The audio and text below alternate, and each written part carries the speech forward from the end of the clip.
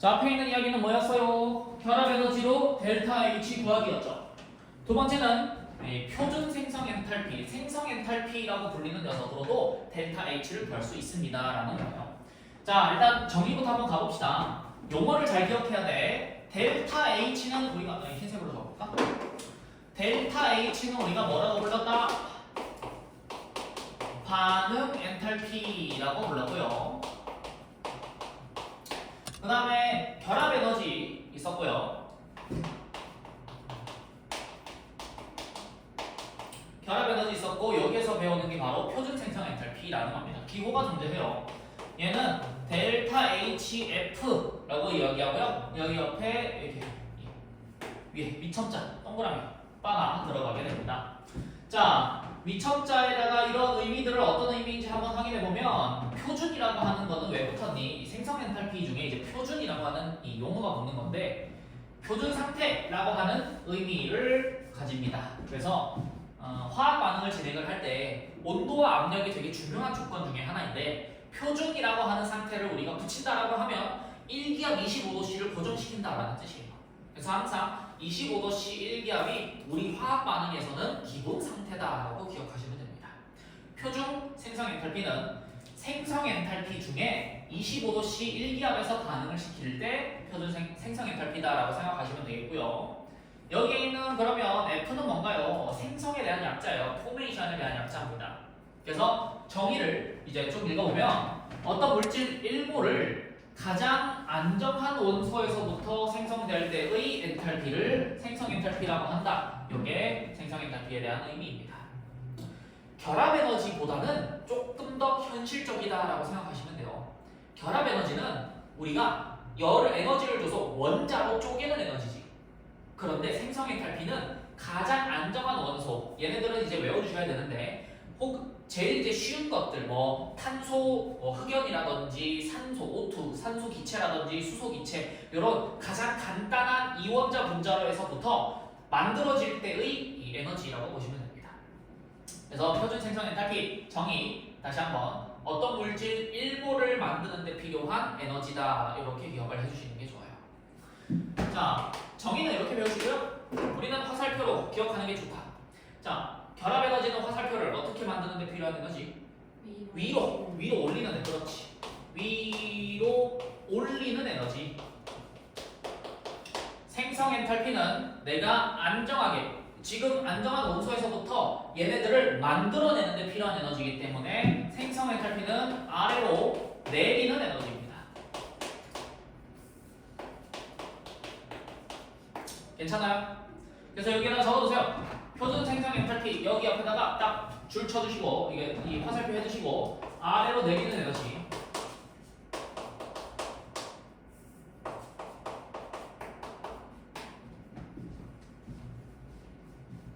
그러면 중요한 점이 있어. 정의를 따라서 가면 가장 안정한 원소로부터 출발을 한다라는 정의가 있거든. 가장 안정한 원소로부터 출발한대. 그러면 가장 안정한 원소는 본인한테 출발해서 본인한테 도착한다라는 거죠. 그래서 가장 안정한 원소들을 외워주실 건데 걔네들은요 표준 생성 엔탈피는 0이라고 얘기를 합니다. 그러니까 본인 자기 자신이기 때문에 이때 자 가장 안정한 원소들을 외워주셔야 돼요. 탄소 원자의 가장 안정한 상태 25도씨 1기압에서 가장 안정한 상태는 흑연입니다. 고체 흑연. 여러분들이 쓰는 샤프. 탄소에 제일 많이 비교가 되는 게요 다이아랑 흑연이거든. 다이아랑 흑연. 둘 중에 누가 더 귀하니? 다이아랑 흑연 중에는? 다이아가 더 귀하겠죠. 여러분들 집에 뭐 다이아 반지들 하나씩 있으신가요? 부모님들이 가지고 있나요? 없나요? 다이아 반지가 흑연보다 귀하잖아. 네. 그런데 흑연이 다이아보다 에너지적으로는 더 안정해요. 그래서 다이아는 시간이 많이 지나고 나면 흑연으로 돌아가려고 하는 이 특징을 가집니다. 그래서 다이아는요 실제로 가만히 놔두면 흑연이 되려고 해요. 그럼 이제 우리 집에 다이아 반지 어떻게 시간이 지나면 연필로 바뀌는 거야? 근데 그게 시간이 너무 오래 걸려서요. 우리가 살아있을 시절 혹은 지구가 멸망할 때 정도까지는 다이아가 25도씨 1기압에서 흑연이 되는 시간은 거의 무한합니다. 그래서 사실은 뭐 별 차이는 없습니다. 그래도 일단 결론적으로 에너지적으로는 흑연이 더 안정하다라고 보시면 돼요.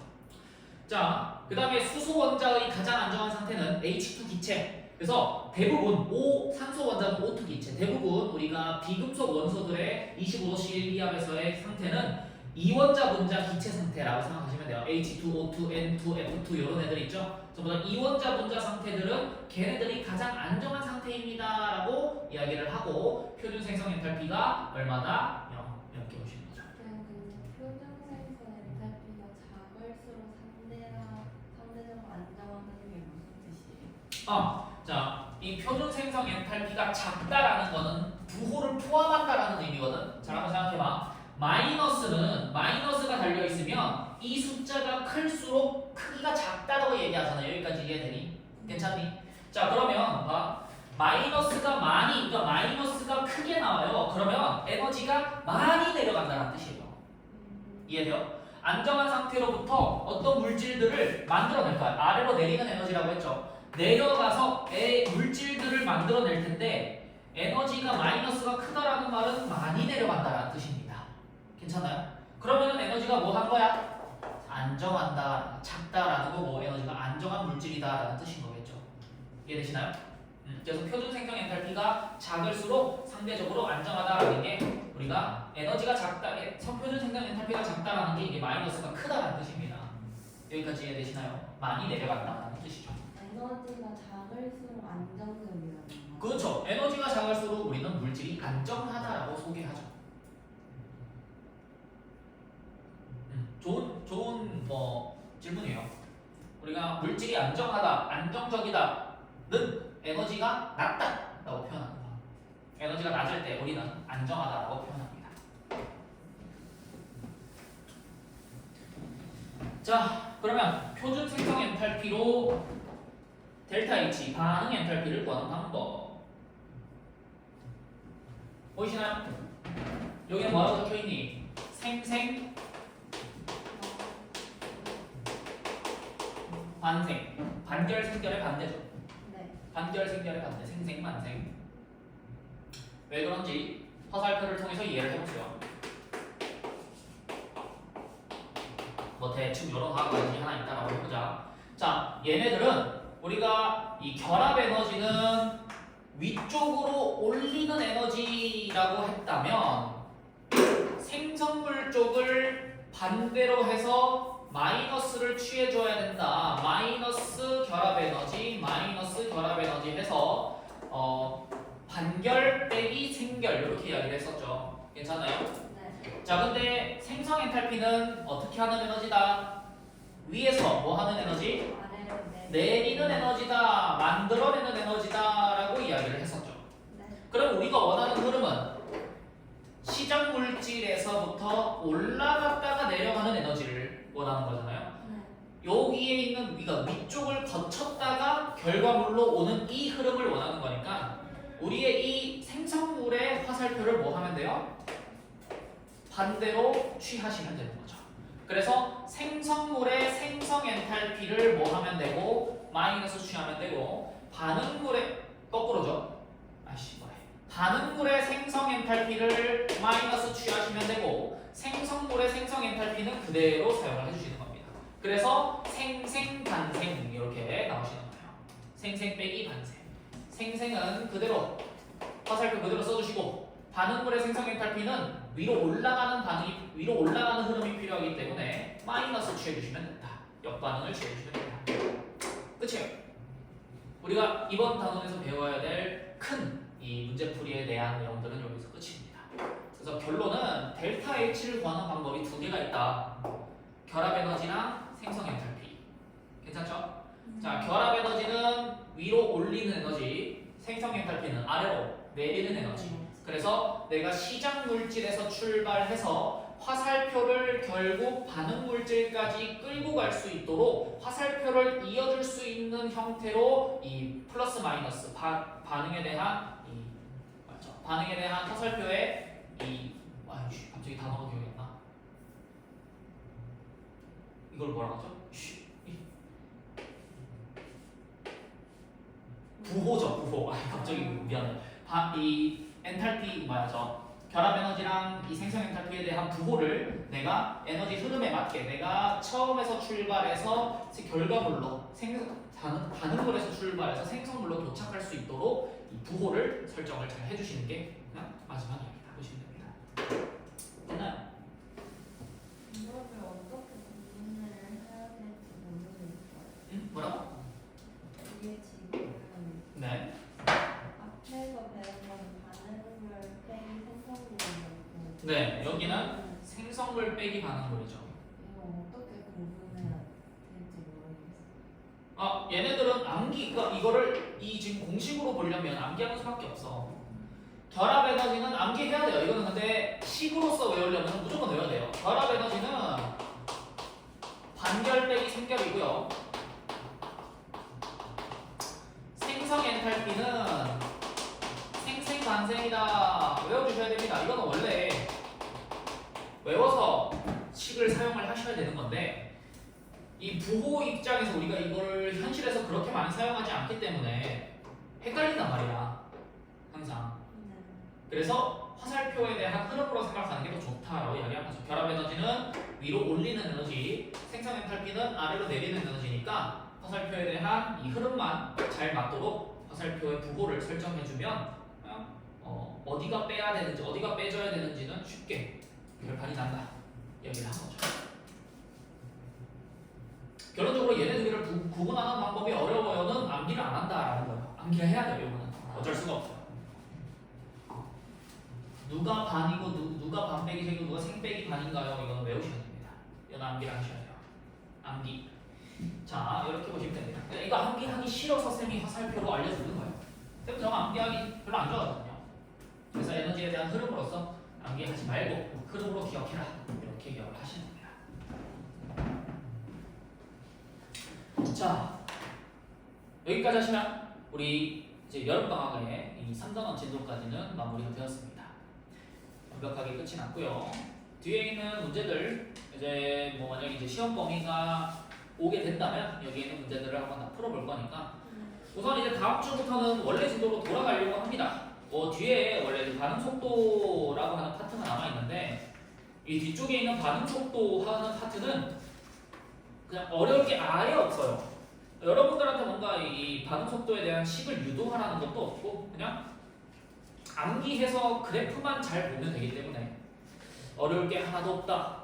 따라서 반응 속도 파트는요 그냥 현행 과정에서 우리가 그때 해도 별로 늦지 않습니다. 그래서 우리가 일단 배워야 된다 하는 것들은 여기서 끝이라고 보시면 되겠어요. 어디가 제일 어렵게 나올까요? 원래는 1단원 제일 어렵죠. 여기서 보시면 우리가 이제 이렇게 1, 2, 3단원을 방학 때 배워왔잖아. 네. 여기서 제일 어려운 거는 1단 기체. 여기 PV는 NRT 하는 파트. 그 다음에 두 번째로 여기에 있는 용액의 성질, 액체 성질 있죠? 네. 끓는 점, 모름, 어는 점, 내림. 그 다음에 몰랄 농도하고 그 다음에 삼투압하는 파트. 이상기체 반응이랑요. 쌤이 방금 말하셨던 몰랄 농도? 이게 용액. 수행 평가로 나오는데. PV는 NRT 파트랑 여기에 있는 용액의 성질이 수행평가로 나오는데 네. 그럼 나올 것들은 거의 정해져 있어요. 계산식으로 못 푸는 것들로 낼 거라고 지금 승인을 받고 있대요. 그래서 그러면 일단 우리는 학기 이제 다음 주부터 다시 앞으로 돌아올 건데 PV는 NRT 파트는 아마 기말이랑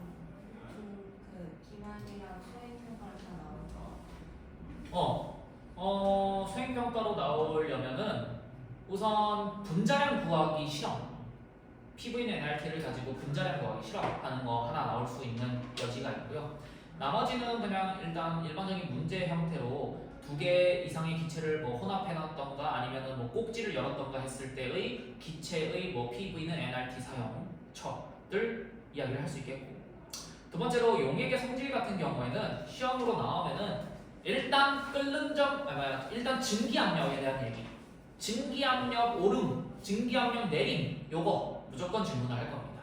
그래서 용액 파트에서는 혼합물이 된다, 누군가를 섞는다라고 하면 무조건 증기압력은 내려간다라고 생각을 하시면 되겠고 그 증기압력 내림에 대한 공식 유도 시킬 수도 있고요. 이거는 이제 공식 유도하는 정의하는 거 충분히 나올 수 있고, 그 다음에 증기압력이 내려감에 따라서 끓는 점이 어떻게 되는가, 그다음에 어느 점이 어떻게 되는가. 끓는 점은 오르고 어느 점은 내린다. 그리고 그 끓는 점이 오름 어느 점이 내림할 때 그 수치, 그래서 KB 몰랄濃곱하기 몰랄濃도, KF 곱하기 몰랄濃도, 얘네들 수치 물어볼 수 있고 델타 T들. 그 다음에 마지막으로는 삼투압 물어볼 수 있겠죠.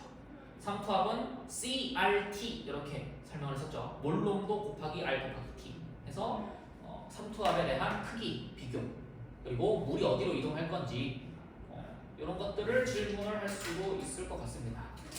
얘네들은 문제 보면서 다시 한번 복습을 해보도록 하죠. 다음 주에. 자, 오늘 수업은 여기까지 하도록 하고요. 고생했습니다. 여름방학 이제 이동가 끝났고 다음 주에 가서 PVM 날티 공부를 해보도록 합시다. 화학쌤이 그 1학기 때 화학쌤 꽤 했거든요. 그래서